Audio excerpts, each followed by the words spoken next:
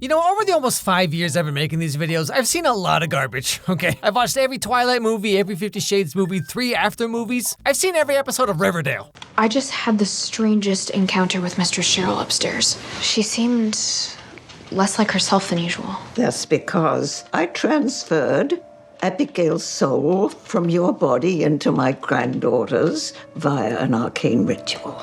Now, some of you might be wondering how my brain even still works, but you see, that's the secret. My brain never worked. So way back in 2020, the world was thrust into the depths of one of the most devastating events in human history, which is, of course, the release of 365 Days, one of the worst movies of all time. But if that wasn't bad enough, okay, here we are in the year of our Cthulhu 2022, and Netflix just decided that we haven't suffered enough and gave us 365 Days 2, or 365 Days: This Day, which is probably the worst title I've ever seen for a movie since the upcoming 4th After movie, After Ever Happy.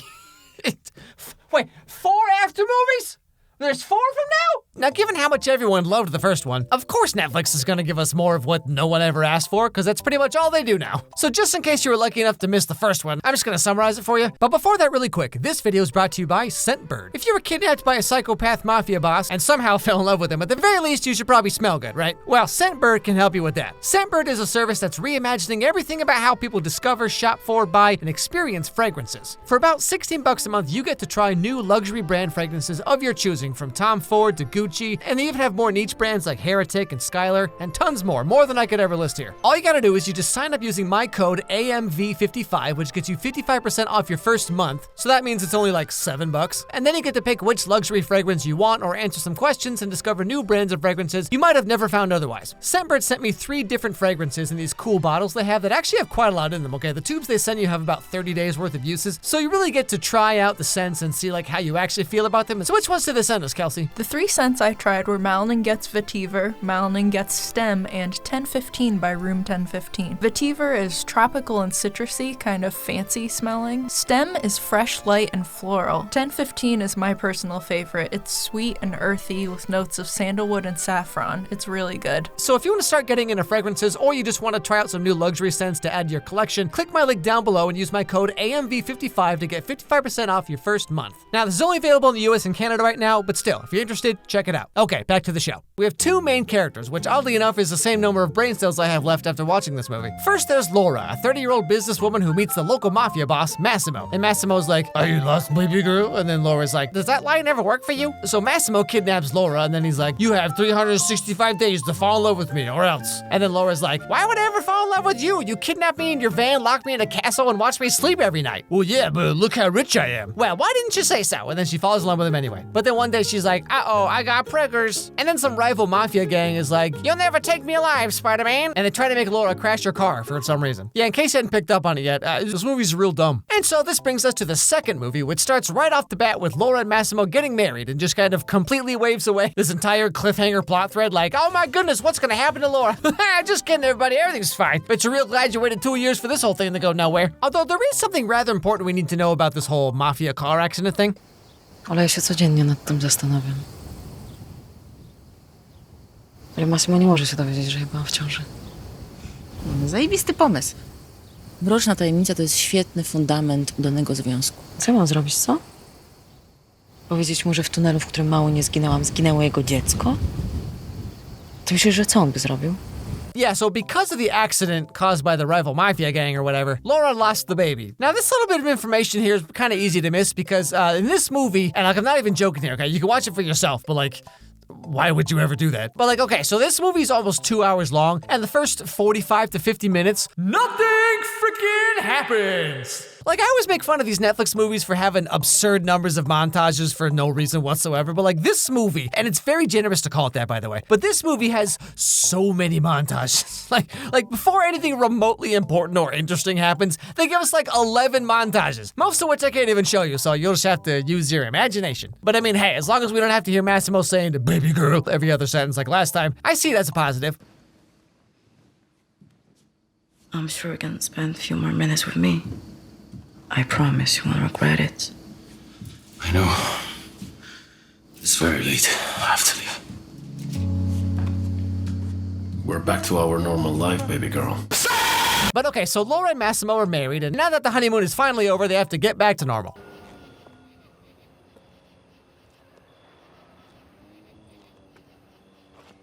Don Massimo Torricelli. I admit, I know that our beginnings were quite rough or more like sick. You've kidnapped me, and this is sick. But I fell in love with you. Yeah, about that. How did that even happen, by the way? Because I'm pretty sure if I pulled some girl off the street, locked her in my house, and forced her to watch Disney Channel movies for an entire year, pretty sure by the time we got to Sharpay's Fabulous Adventure, she'd be like, yeah, okay, just murder me, please. And we are together because I decided. You cannot control people, and I won't let you control me. I'm your wife, not one of your soldiers. What are you talking about? I don't want to control you, I just want to protect you. This is not protection. This is prison. But anyway, so Massimo has to do his business stuff. You know, the very important, ambiguous business he runs to become rich man. Which is always how these movies go, you know what I mean? Wow, you're so rich even though you never work, and you're so fit despite never going to the gym. How do you pull it off? I do business thing. Well, shoot, no further questions. Sign me up. Now, one day while Laura is harumphing around because I never get to do anything, we get just the most incredible scene of all time. I was out waiting for something, and if I close my eyes, it's all been a waste of time. I was out driving every mile, and now if I rewind, it's all been a waste of What kind of intro is this? What? Wristband. Shoulder with a really dumb tattoo. A neck for some reason. Dr. Eggman. Wait, hold on. Who put that one in there? Also, like, come on. Laura and Massimo have had like 2 semi-serious conversations about their relationship. And already Laura's like, well, would you look at that? Another handsome muscle dude with the worst tattoos I've ever seen. Can't wait to belch in that waffle. Or however girls talk, I don't know. But so I gotta say, Laura definitely has a type. I'm the new gardener, Nacho. Nacho? Nacho. Nice to meet you. You have nice cup. Yeah, okay, Laura, whatever you say. But yeah, so in case you couldn't hear it over this man's raging cheekbones, this is Nacho, just your average, totally normal gardener. Yep, nothing strange going on here. Thirsty? Oh, yes. Yeah, I bet you are.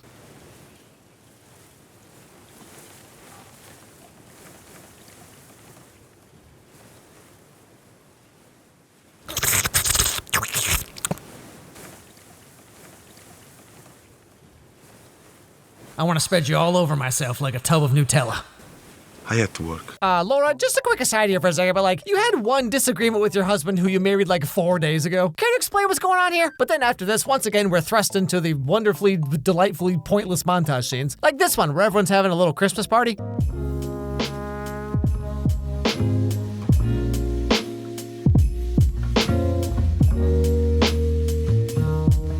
It's hard to give a present for someone who has everything.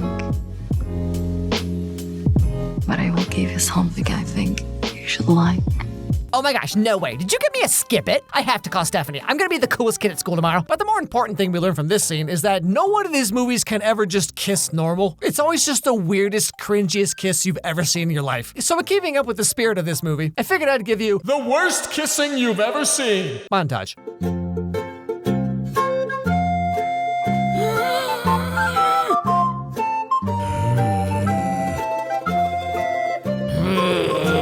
Anyway, so after like literally 50 minutes of this Geneva Convention breaking torture method that is watching this movie, it finally gets going somewhere. So Laura and Massimo are at this fancy dinner party thing where Massimo has to do a work stuff for business thing, and he heads off somewhere, which Laura is of course upset about because she is. But that's when she sees something a little strange going on.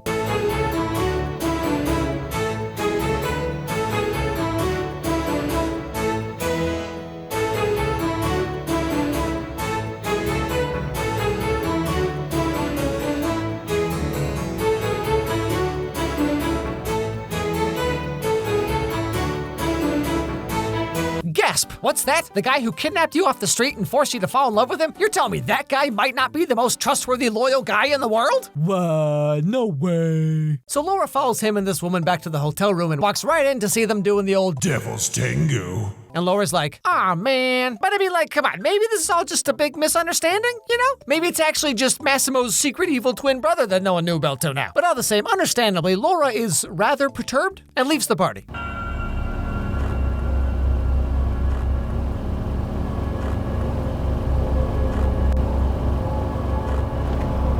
Laura?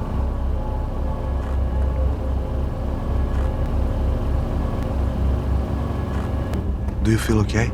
Okay, wait, why is the gardener at this fancy hotel party? I'm starting to think this guy might be a main character in this movie. So she gets in his car and they drive all night, apparently, because it's daytime now. And Laura's still trying to process her emotions and make sense of everything that's happened so far, like Massimo cheating on her or how her hair grew like 4 inches overnight. Just so many questions going on here.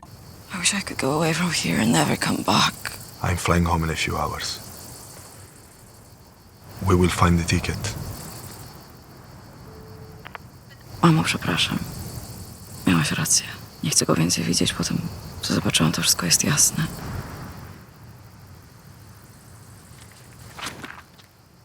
What is happening? So she sees her husband cheating on her, and her first thought is to throw her phone in the ocean and run away with some other guy she spoke to one time like a week ago. I'm starting to think you have a thing for making bad choices, Laura. And so Laura ends up running away with Nacho, and we get another 400 montages of them hanging out in his beach villa he bought with his gardener's salary, I assume, doing some surfing, going to secret coves, and watching him get really touchy-feely with his sister. Which, I mean, like, I've read enough manga to know exactly where this is going. And the whole time this is happening, okay, Massimo's back in Sicily, utterly bewildered as to why Laura would just up and run away like that. I mean, come on, I thought you were one of those cool girls. Tutto pronto. Chiede se il via libera. Sa cosa fare quando ci sono questi problemi. Non possiamo essere paragonati a questa merda. Fermati.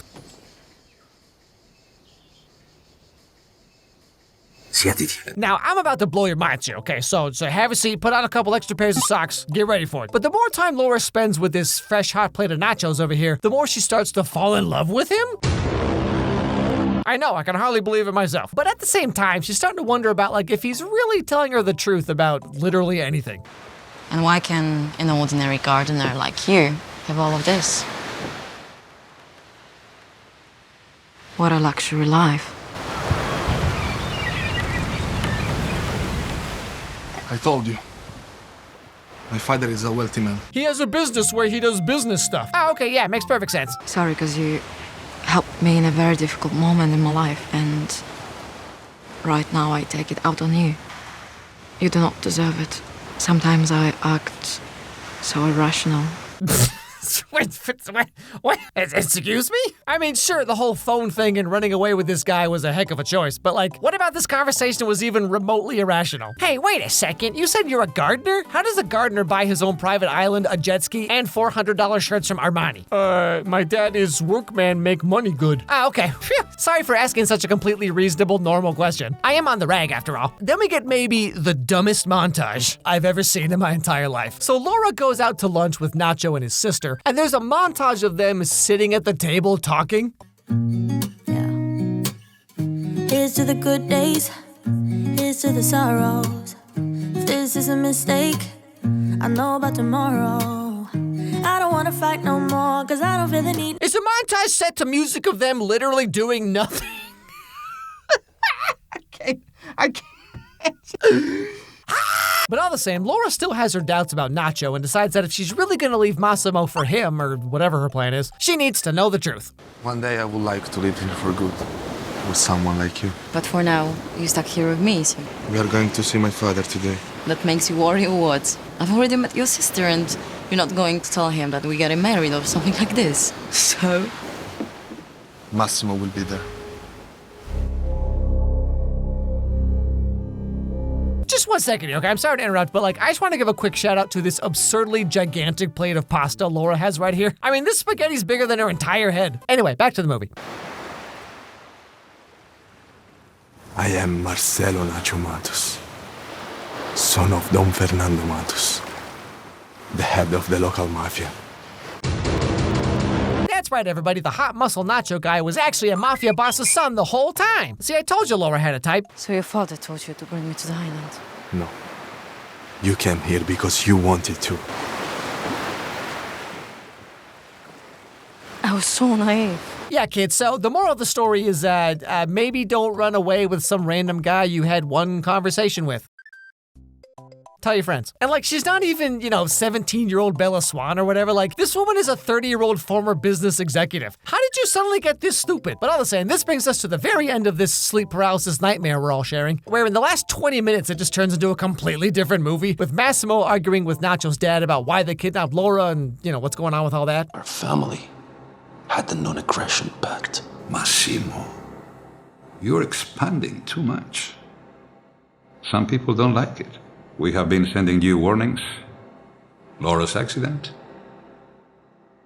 But you are too convinced of your own strength. Massimo, you're doing too much mafia stuff. Oh yeah? Well, who says I can't do mafia stuff? I kidnapped your wife to stop you from doing mafia stuff. Oh, is that so? Well, why do we talk like this was written by a 12-year-old who watched half of The Godfather one time on an airplane over his dad's shoulder? But anyway, so Laura was semi-kidnapped by Nacho and his dad, but then just completely off camera, she's reverse double kidnapped by the lady we saw Massimo cheating on Laura with earlier in the movie. And that's when we finally get the truth about what's really been going on here the whole time.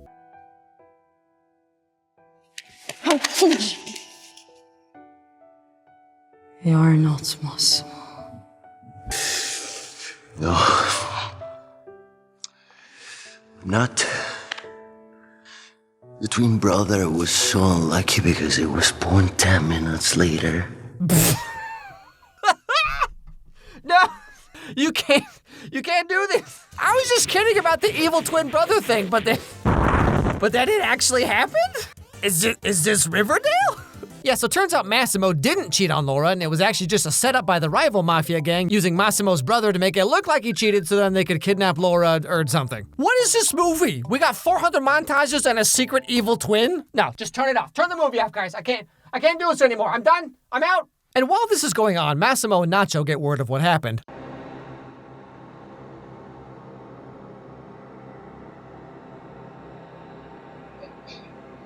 We need to go. Now. And then they spend about 10 minutes slow walking their way over to wherever she is, which they have no way of knowing where that could possibly be, by the way. Like, clearly they're just so upset and in such a hurry to get there as they swaggily saunter their way over to this empty pool house. But all the same, the movie ends with a shootout between Nacho, the lady, Massimo, and his brother, Basubo? Ravioli? I don't know, whatever his name is. And this all ends with Massimo's brother and the lady getting all dead and stuff. And Laura is also shot, but her fate is left ambiguous as the movie cuts to credits. Thank goodness. Yeah, the whole secret evil twin brother Riverdale plot thread lasts about 4 minutes. So like, how does this even exist? Netflix is on its last legs, and they decide to put out a 2-hour movie where nothing happens. This is pretty much how it goes for almost all these kinds of things, like 365 Days, the after movies, 50 Shades, whatever, where like the first movie has some kind of hook. Like in 365 Days, there's the whole Beauty and the Beast aspect, where Laura gets kidnapped by some like stalker weirdo and just has to like deal with all that. But then we get to the second movie where they're already together, so it's just 2 hours of them being together. It's kind of like how after 2 and 3, like they're just movies about a couple having arguments over and over again. Now, apparently there's going to be a third one of these, so I got no words of encouragement here. Normally when I do these kinds of movies and stuff, Netflix or whatever, usually there's always like a little bit of something that I can kind of enjoy. I don't know, like even something as bad as like He's All That, which was just horrible, but it's like, it's so cheesy and campy that it's kind of enjoyable in like a weird way. I mean, it's like the dumbest movies ever coming out on Netflix, but like sometimes there's a little kernel of something to have fun with. But the 365 Days 2 specifically, 365 Days 1 was also this way, but 2 is even worse. There is nothing redeemable about these movies. Like, I don't know, at the very least, 50 Shades, 365 Days, like at the very least, there's like the naughty stuff where it's like, well, this is kind of, fun to watch, I guess. It's all like, ooh, so whatever. But like 365 Days 2 makes kissing and all the other stuff seem very unattractive. Like the one thing that you'd think would be redeeming about it, right? Like, sure, makes no sense. Sure, no one's likable and everyone's just a complete idiot all the time and everyone's just the worst characters you've ever seen. But at the very least, we can see them do the stuff, do the old devil's tango and all that. But like, even that is just like not even enjoyable. I don't know how to explain it. It's just like so, there's nothing. There's nothing in this movie that is enjoyable or redeemable whatsoever. It's like, it's a bunch of attractive people just barely pulling it together. Anyway, thanks for watching, everybody. Hope you enjoyed the video. If you did, don't forget to subscribe. Don't forget to ring that bell so you don't miss any videos from me. Send me an email at alexmeyerscontact@gmail.com. Let me know what TV shows or movies you think I should do next. Check out the sponsor, helps out the channel a lot because, copyright and all that. And above all, everybody have a great day, and I'll see you all next time. Thanks again to Scentbird for sponsoring this video. Use my code AMV55 to get 55% off your first month.